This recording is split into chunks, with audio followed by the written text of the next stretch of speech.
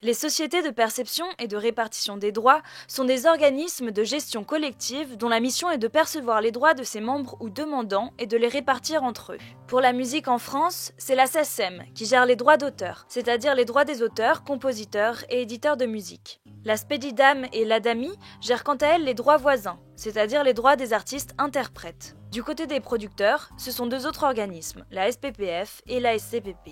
Depuis l'instauration de la rémunération équitable et de la rémunération pour copie privée par la loi Lang de 1985, ces sociétés ont beaucoup d'importance en ce qui concerne la rémunération des artistes. Ce sont elles qui permettent aux artistes d'avoir des revenus lorsque les œuvres enregistrées sont copiées sur différents supports ou diffusées à la télé, la radio et tous les lieux publics. Représentant les droits de plusieurs dizaines de milliers d'artistes depuis de longues années, la SACEM, l'ADAMI et la SPEDIDAM sont peu à peu devenues les voix des artistes dans les débats publics, le gouvernement leur étant plutôt favorable et faisant appel à elles lors des négociations successives sur le secteur de la musique. À la fin des années 2000, face aux problèmes de rémunération des artistes que le numérique et le streaming ont soulevés, les sociétés de gestion des droits des artistes interprètes, l'ADAMI et la SPEDIDAM, ont voulu trouver une solution. Elles proposent d'instaurer une gestion collective des droits sur la musique en ligne afin de faciliter aux plateformes l'accès au catalogue et de permettre une égalité de traitement entre les majors et les plus petits producteurs. En effet, pour elles, la gestion collective est la seule solution égalitaire pour établir un équilibre des rapports de force dans le secteur de la musique,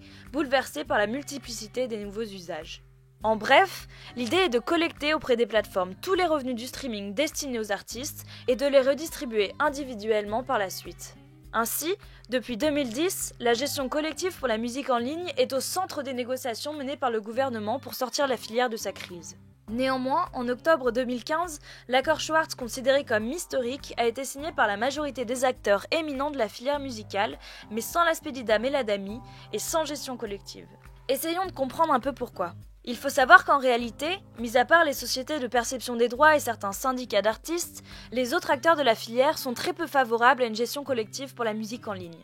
Autant les producteurs que les plateformes considèrent qu'ils perdraient leur pouvoir de négociation et la gestion des revenus liés au streaming qui est en voie de devenir une part essentielle de leur marché.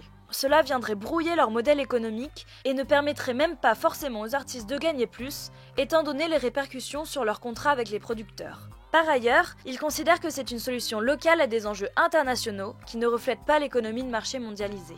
Même la SACEM, également société de gestion de droits, est contre, considérant que la gestion collective doit être une volonté des artistes et non pas un système imposé à l'échelle nationale.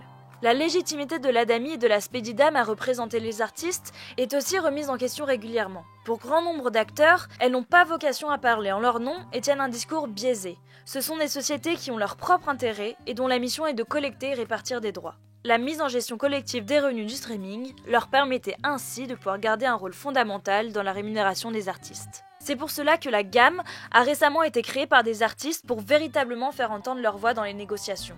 La SPEDIDAM et l'ADAMI sont ainsi beaucoup critiquées pour avoir créé la confusion auprès des politiques qui restent loin des problèmes concrets au sein de la filière. En conclusion, la gestion collective, certes indispensable pour gérer les droits des artistes dans tous les pays d'Europe, n'apparaît pas être la solution idéale dans le cas du streaming dont le modèle économique se détache complètement des usages précédents.